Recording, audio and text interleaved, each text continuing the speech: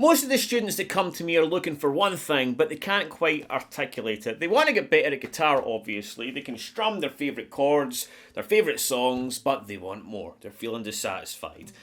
What is it they should learn? Should they learn more theory? Should they learn more cage? Should they learn modes, scales? There's so much out there to learn, and it can become quite overwhelming. Now, the way I put it is there's two sides of learning guitar, right? You've got the copying side, right?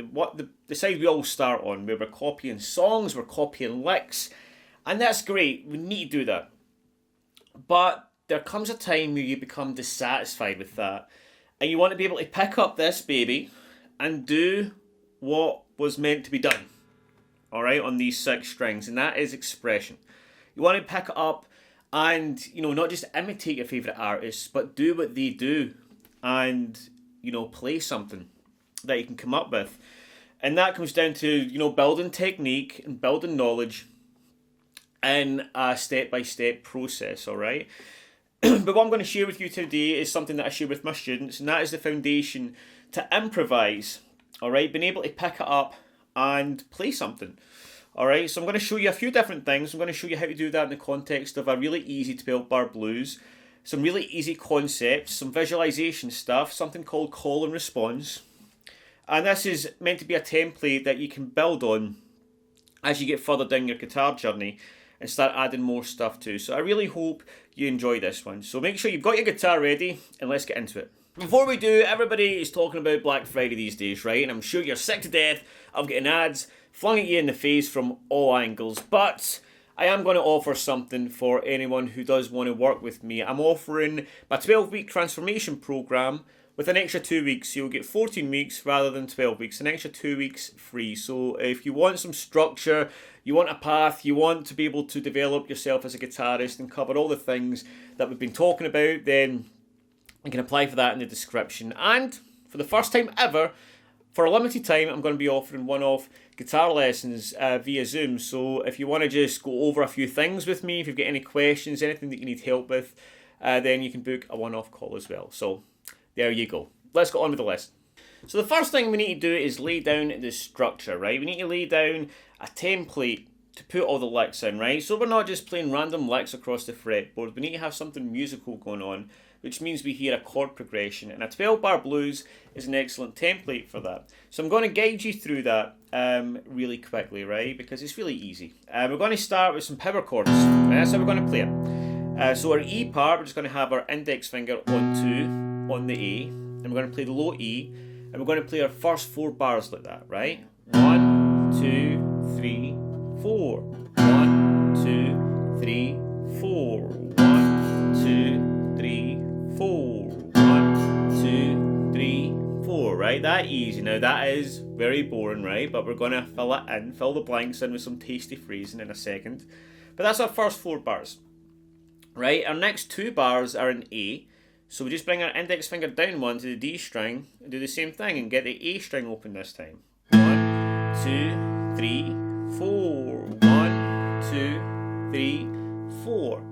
Back up to E for 2 bars. 1, 2, 3, 4. 1, 2, 3, 4. So that's 8 bars, right? Now the final 4 bars are going to go like this. A B7, 2, 3, 4, A, 2, 3, 4, and a turnaround for the 11th bar. And then for the final bar, a B7. I'm going to walk into that. 0, 1, 2, B7. Alright, so just going over that a little bit slower. The B7, you get 2, 1, 2. Alright, I'm really just getting those strings. That's from the A. Don't worry if you get the open strings, that's alright. Alright, and then the A is just an A power chord. And then the turnaround, what I'm doing here is I'm going 3, 0, 3 off from the B string, right? And I'm using my middle finger, I'm keeping my index finger for this little stab in the G. I'm going 3, 0, 3, 2, 0, 2, 1, 0, 2, sorry, 1, 0, 1, 0, 0, 0, right? 3, 0, 3, 2, 0, 2, 1, 0, 1, 0, 0, 0. Then a little stab, hammer on 1 in the G. And then again I'm going to walk into the B7.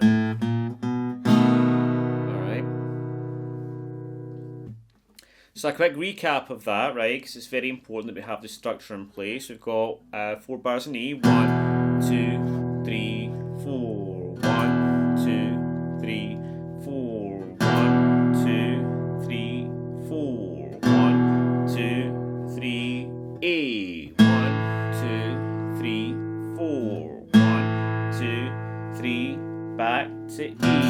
2, 3, 4 again. 2, 3, B7. 1, 2, 3, and then A. 2, 3, turn around.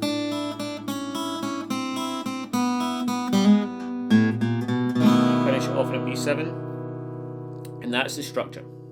We've got the rhythm section down, right? We've got our structure. Now we need to know what notes we've got at our disposal to create some phrases, and that is what scales are really handy for. So we've got the open E blues scale, alright, and we're going to take some sections of that.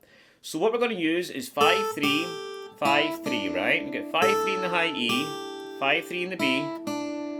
Then I want us to take our middle finger and go from 4 to 2 on the G. Now the notes we actually have at our disposal here, right? We've got 4, 3, 2, 3 here is actually what they call the blue note, which sounds off key just to land on it, but as a passing note,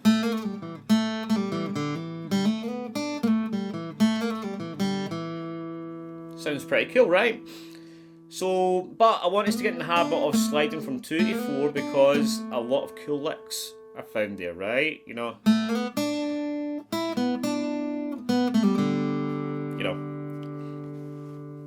just made that up.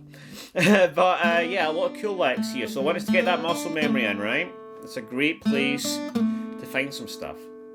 Alright, so 5, 3, 5, 3, 4 to 2, 0, and then 2 on the D. That's our E note, okay?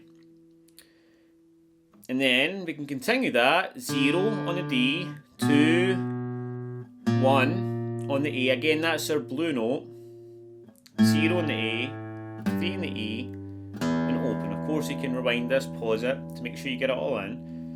And it's good to keep, well, it's very important to take note of a root note, right? The home base note, the one that's always going to sound good to land on, which is the E note, 5 in the B, 2 in the D, and open. Alright?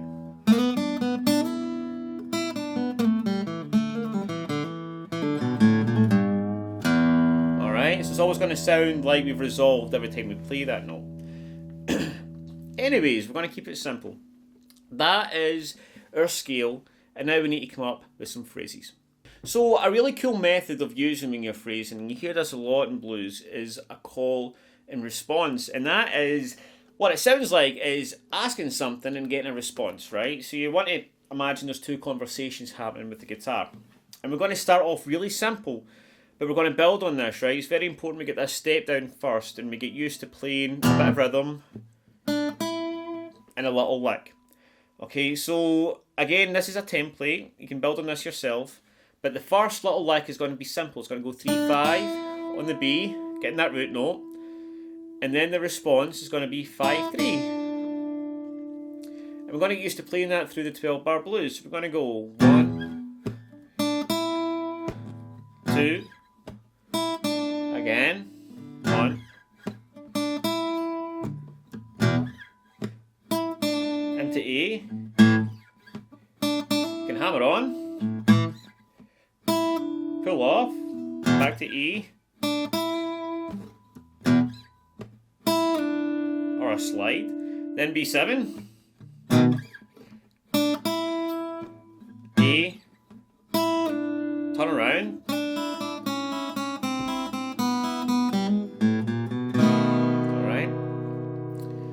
so that's the first practice, right? Try that before we go on to the next section. So, as we only have so much time in a short YouTube video, I would like to go into further detail in this, but I'm going to show you where we want to get to, right? We want to take that simple concept, and then we want to be able to add in some other notes, right? We want to add in these notes here. And that just comes with experimenting, right? Bend some. Slide, and then we want to use that slide as well. Practice sliding up, getting the B, back again.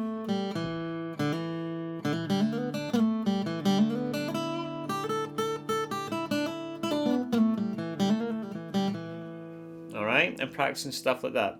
So let's have a little look at how we would do that in the context of the 12-bar blues.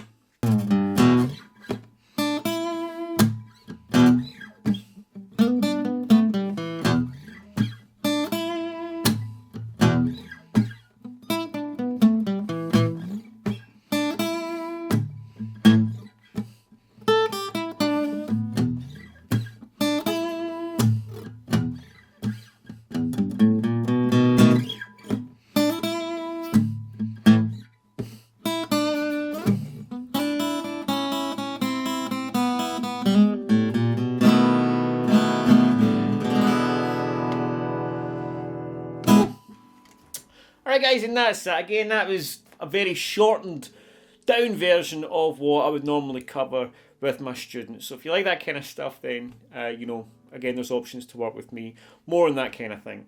But other than that, I hope you've had a great time. Thank you very much for joining me. Have a great day, and I'll see you soon.